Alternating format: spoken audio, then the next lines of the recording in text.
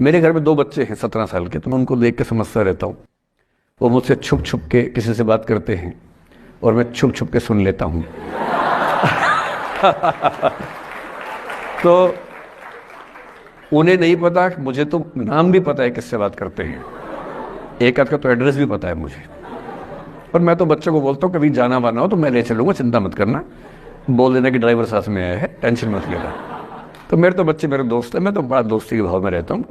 मेरा एक ही बेंचमार्क है कि वो जिस उम्र में जैसे हैं मैं कैसा था, और वो मुझसे अच्छे चल रहे हैं, उससे ज़्यादा उम्मीद मुझे करने में नहीं चाहिए। मैंने जो कुकृत्य 8वीं क्लास में किए थे उन्होंने 11वीं क्लास में किए, तो बहुत है। मैं ये क्यों मान के चलूं कि वो देवी देवता पैदा होंगे? मेरे ही तो बच्चे हैं भाई। जीन तो मेरे ही है, तो कैसे देवी देवता हो जाएंगे? तो ज्यादा उम्मीदें क्यों पालनी है बच्चों से भी? मैं क्यों चाहूं कि मेरा बच्चा आईएएस जॉब करे? क्यों करे? वो आईएएस भी क्यों करे? उसका मन करेगा तो करेगा। अगर वो कहेगा कि मुझे स्टार्टअप करना, स्टार्टअप कर लो भाई। अगर वो कहेगा मुझे कुछ और नौकरी करनी है प्राइवेट सेक्टर में, तो वो कर लो। मैं क्यों ठेकेदार बनूं उसका भाई? मैं क्यों ये चाहूं कि वो मेरे रास्ते पर चले, मुझसे बेहतर बने? ये सब बेकार की बातें हैं। तो मैं कुछ सूत्रों में आपको बात बताता हूं। इस उम्र में आप कितना उसको फॉलो कर पाएंगे मुझे नहीं पता, लेकिन कोशिश करेंगे तो कुछ तो फायदा हुआ ही।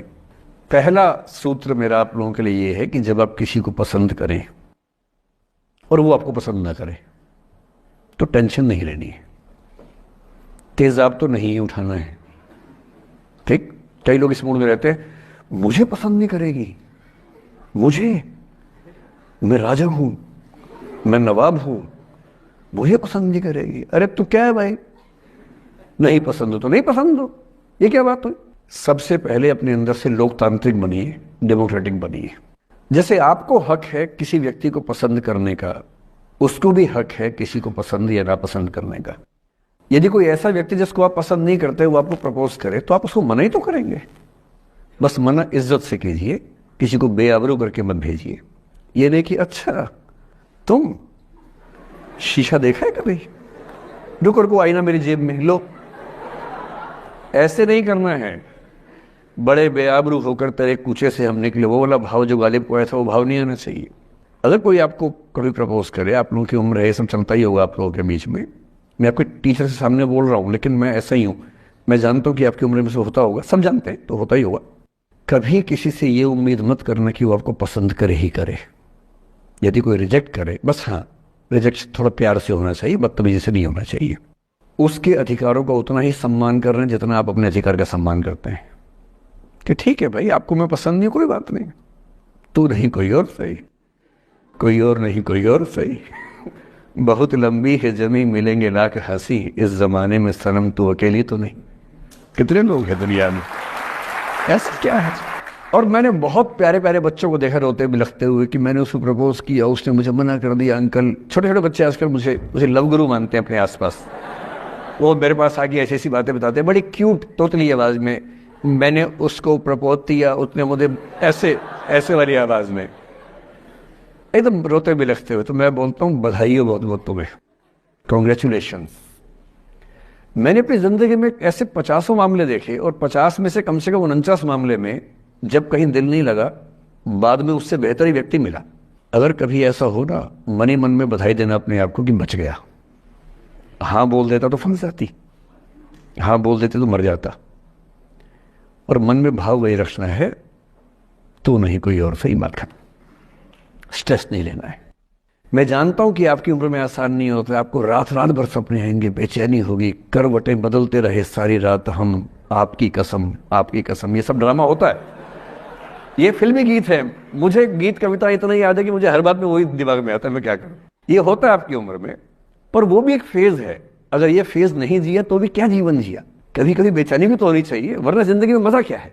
अगर हर चीज लिनियर है, हर चीज फॉर्मुलाइज है, फिर मजा क्या है जिंदगी में? ये उठापटक, ये बेचैनी, ये घबराहट, ये तनाव, संतरास भी तो होना चाहिए कभी कभी जिंदगी में। इससे बुरी स्थिति तब होती है जब आप किसी रिलेशनशिप में हैं और वहां ब्रेकअप हो जाए, ये भी होता है। देखिए, मैं आपको बड़ी खरी खोटी सुनाने के मूड में हूं। जिस तरह का प्रेम आप लोगों की पीढ़ी में होता है, मैं ये नहीं कहता कि आपकी पीढ़ी खराब है, हर पीढ़ी ऐसी होती है, बस ये कि आपकी पीढ़ी को सुविधाएं ज्यादा मिल गई हैं। हमारी पीढ़ी में ना चिट्ठी लिख के भेजनी पड़ती थी, बड़ा रिस्क होता था। चिट्ठी लिखो कागज़ पे, फिर एक डाकिया ढूंढो भरोसे का, तो भरोसे वाला कुरियर बॉय या कुरियर गर्ल जाके चिट्ठी वहीं दे के आए जहाँ हमने कहा है। ये भी डाउट कहीं किसी और को दे के आ जाए। या कबूतर से बात करो, कबूतर जा जा जा, पहले प्यार की पहली चिट्ठी साजन को दिया। कबूतर का क्या भरोसा किसको दे के आ जाए। लेकिन कितना तनाव था उस जमाने में। आपके ज़माने में क्या है, सीधे व्हाट्सएप निकाला, खटाक से भेज दिया मैसेज, और नंबर किसी से मांग लिया 1 सेकंड में। नंबर भी नहीं देना है तो किसी कौन कौन सी ऐप होती है, मैंने सुना कुछ और ऐप्स होती है, मेरे नंबर वाली भी होती है, इंस्टा होता है, एक और भी तो कोई होती है वो जिसमें कार्टून जैसा मुंह बन जाता है, स्नैपचैट। हाँ, स्नैपचैट पे चले गए, मैंने सुना है कि उसमें नंबर भी नहीं देना पड़ता है, ऐसा कुछ चक्कर है। वहाँ ढूंढ लिया। किसी को कुछ कन्वे करना इतना आसान दुनिया में कभी नहीं हुआ था जितना आज आसान है। इन सब के ऊपर टिंडर है, बम्बल है, पता नहीं क्या क्या है, राइट लेफ्ट करते जाना है, उसी में कहानी शुरू।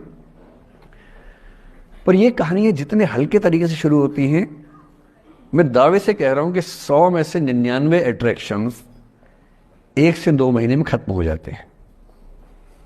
क्योंकि आप जिसके प्रति अट्रैक्टेड थे ना, वो तो उसका बाहर का परसोना था।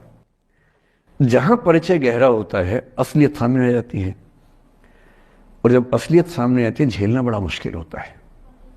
आपके सपने टूट जाते हैं। आप जिस छवि पे दीवाने हुए थे वो छवि तो सिर्फ छवि थी, वो तो इंसान नहीं था वैसा।